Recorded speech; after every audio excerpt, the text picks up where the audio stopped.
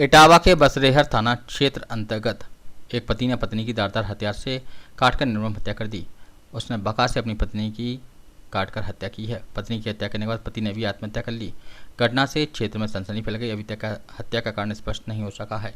Police ने घटना पर पहुंचकर बारीकी से जांच शुरू कर दी है। वहीं मौके पर पहुंचे एसएसपी संजय कुमार वर्मा और आला अधिकारी भी जांच में जुटे रहे। पुलिस ने सबको अपने कब्जे में लेकर पोस्टमार्टम के लिए भिजवाया है। घटना को अंजाम देने वाले हथियार बका की तलाश में पुलिस जुटी हुई है।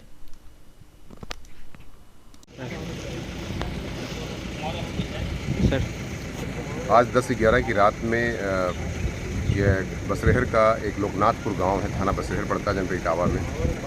पति पत्नी के बीच में, जैसा बताया जाता है, अभी तक की जो जानकारी मिली है, पति पत्नी के बीच में झगड़ा चल रहा था और ऐसा प्रतीत होता है कि अपनी पत्नी को, जो कि 22 साल पहले 20 से 22 साल पहले विवाह हुआ था, 3 बच्चे हैं इनके, 20 साल की लगभग बच्ची है उनकी पहली वाली, और 2 और लड़के हैं, एक 14 साल का, एक 17 साल का। और इस प्रकार से फैमिली डिस्प्यूट, जो अब तक जानकारी मिली है, फैमिली डिस्प्यूट था।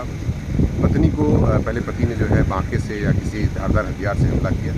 कई जगह चोटें आई थी, उनकी मृत्यु हो गई थी आंगन में। और उसके बाद बताया जाता है कि उनके जो पति हैं वो खुद सल्फास खा लिए थे, सल्फास के टैबलेट्स मिले हैं, उल्टियाँ मिली हैं तथा जो है लैट्रिन भी किए हुए हैं और पैंट उतार दिए थे और थोड़ी दूर पर जा कर के उनकी भी डेड बॉडी पड़ी हुई थी। और इस प्रकार से 2 लोगों की मृत्यु हुई है। ऐसा प्रतीत हो रहा है कि पहले उन्होंने अपनी पत्नी की हत्या की और जो जानकारी मिली है कि उसमें ये लोग जो है ये आपस में इनका झगड़ा जो है नशे को लेकर के, इनके पति नशा करते थे और कुछ अफेयर्स को लेकर भी इनके में झगड़ा चल रहा था, जिसको लेकर के आपस में झगड़ा करके आपस में मारपीट करके उन्होंने बांके से हमला करके अपनी पत्नी की हत्या कर दी। और बाद में ऐसा प्रतीत हो रहा है, जो एविडेंसेस दिख रहे हैं उसके आधार पर, कि उन्होंने फिर जहर खा करके, सल्फास खा करके स्वयं भी उसकी जान दे दिया। और बार-बार ये कहते भी थे, जैसा कि गाँव वाले बता रहे हैं, घर वाले भी बता रहे हैं, उनके बच्चे भी बता रहे हैं कि आपस में कहते थे तुमको मार के ही मरूंगा। तो इससे ऐसा प्रतीत होता है कि आपस में झगड़ा हुआ पति पत्नी के बीच में और किसी विवाद के कारण जो है इस तरह की घटना घटित हुई है।